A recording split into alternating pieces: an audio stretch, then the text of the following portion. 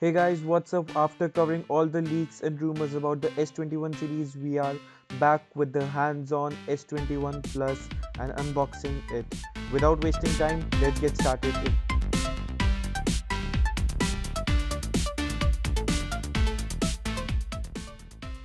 So this time around, we have a thin box from Samsung, and this time two things are missing from the box. Let's find out, as it is a black box, and on the back side we have a pricing of the phone, and the side we have the branding of the Galaxy.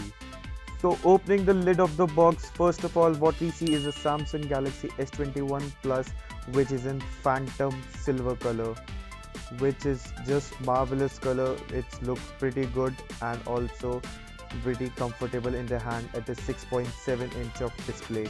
Now we know it's not a small phone at 6.7-inch, but it's also not as large as the S20 Ultra at 6.9 inches.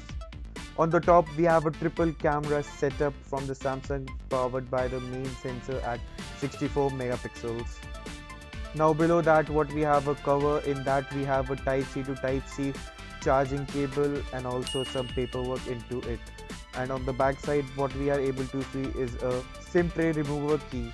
Now that's all we have for the box content. We don't have any charger or an earphones included this time.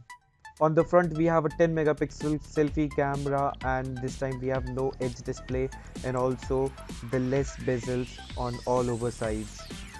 This time around the back is also being cleaner and with less fingerprints on the back. So this was the quick impressions and hands-on on the S21 Plus this year.